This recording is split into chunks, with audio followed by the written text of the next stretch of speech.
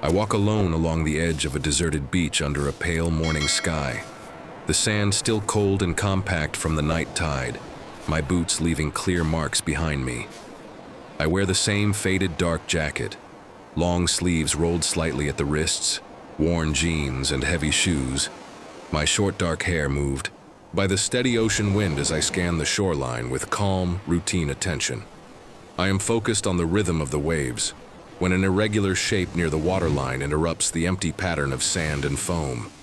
I slow my steps and fix my eyes forward, sensing that something on the beach does not belong there, something out of place against the clean horizon. I move closer and clearly see an adult sea turtle resting on damp sand near the surf, its large shell partially tilted, its flippers pressed awkwardly against the ground.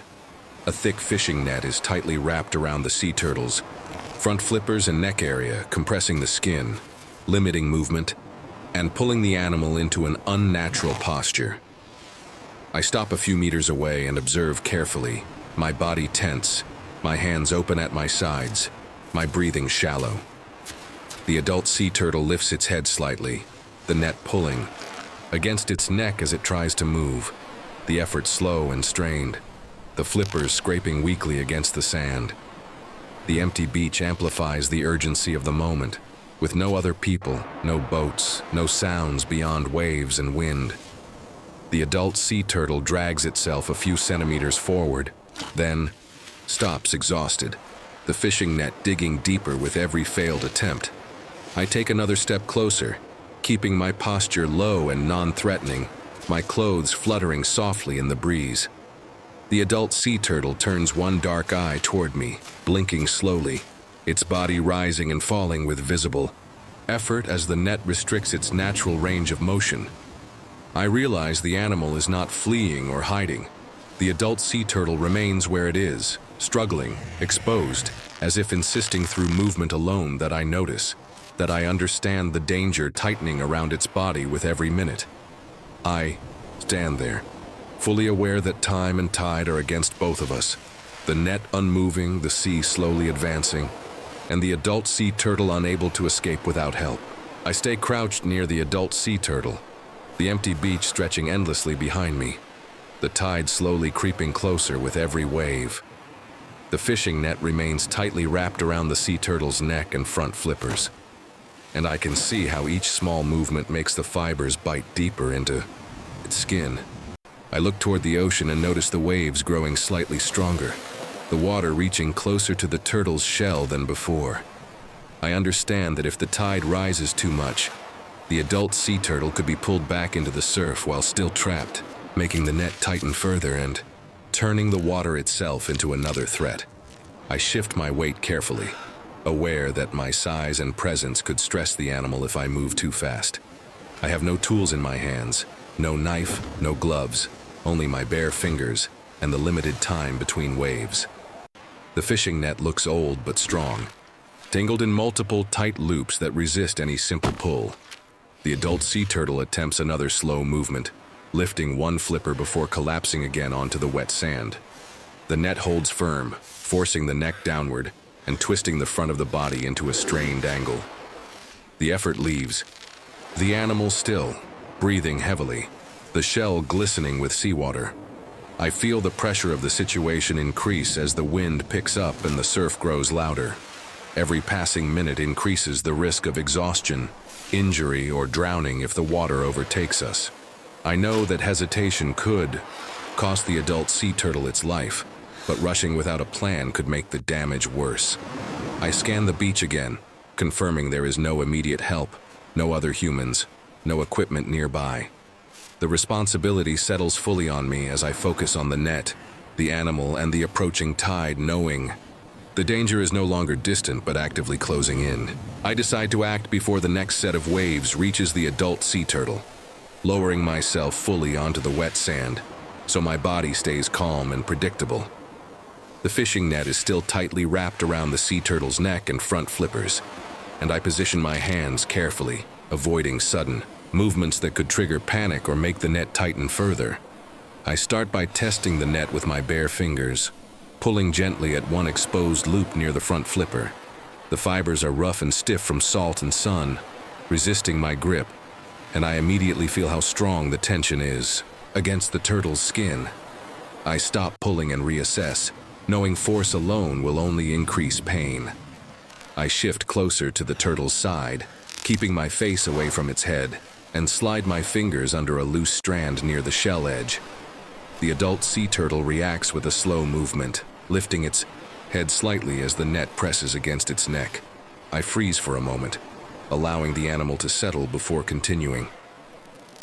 I focus on creating space instead of cutting or tearing, carefully widening one loop at a time with steady pressure. The net begins to loosen just enough around one front flipper, restoring a small range of motion. The turtle exhales heavily and lowers its head, conserving energy as I continue working. The waves creep closer, water touching the edge of the shell, but I stay focused on the task. I guide the freed flipper gently backward, easing it out from the net's grip without forcing the joint. The fishing net shifts slightly, its hold weakened but not fully broken. With one flipper partially free, I reposition myself and work toward the neck area, where the net is most dangerous. I carefully lift a section away from the skin, creating space so the pressure eases without sliding the net tighter. The adult sea turtle remains still, responding to the reduced strain. I know the most critical moment is coming, and I steady my breathing as I prepare to release the final section holding the turtle down, aware that one wrong movement could undo everything I have managed so far. I pause for a brief second as a stronger wave reaches the edge of the adult sea turtle's shell, cold water washing around the trapped body. The fishing net tightens instantly under the pressure of movement and water, pulling harder against the neck. And I know this is the moment where hesitation could turn fatal. I place one hand firmly on the sand to steady myself, and use the other to lift the most dangerous section of net away from the turtle's throat. The animal reacts with a sudden, weak push of its remaining trapped flipper, and the tension spikes as the net shifts unpredictably, threatening to snap back into place. Another wave surges forward, soaking my knees and pushing the turtle slightly sideways. The sea turtle's head dips toward the water as the net pulls downward, and for a split second the animal loses balance, its breathing visibly strained as the surf tries to reclaim it.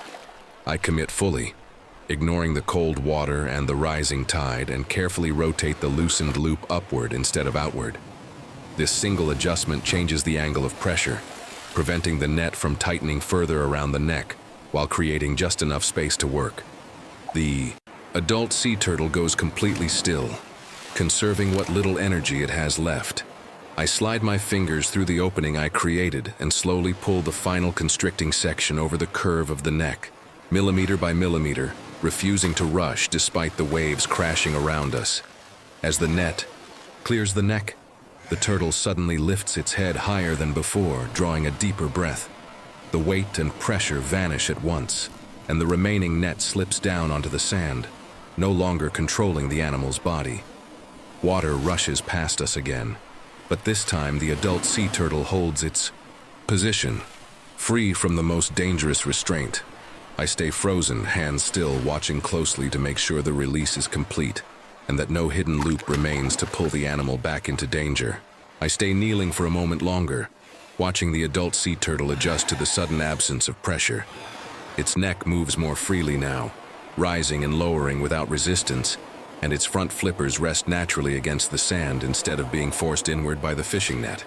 The adult sea turtle takes a slow, deeper breath and shifts its weight, testing its body carefully. One front flipper presses into the wet sand, then the other, no longer trapped, no longer twisted. The movement is cautious but controlled, a clear sign that strength is returning. A gentle wave reaches the turtle's side, and this time there is no panic. The adult sea turtle responds smoothly, lifting its head and angling its shell toward the water with intention instead of desperation. I remain still, keeping my distance, allowing the animal to decide its next move without interference. The adult sea turtle begins its steady crawl toward the ocean, leaving wide, clear tracks in the damp sand. Each movement is slow but purposeful, the body aligned naturally, the flippers working together without restriction. The abandoned fishing net lies motionless behind it, harmless now. At the edge of the surf, the adult sea turtle pauses briefly, waves washing around its shell. It lifts its head once more, then pushes forward as the water supports its weight. The ocean accepts the turtle gently, carrying it away with the tide. I stand up alone on the empty beach, my faded dark jacket damp at the knees, my boots planted in the sand. I watch until the adult sea turtle disappears beneath the surface, leaving only ripples and tracks behind. The beach returns to silence, but the scene is changed. One life moves freely again, and I walk away, knowing the danger has ended exactly where it began.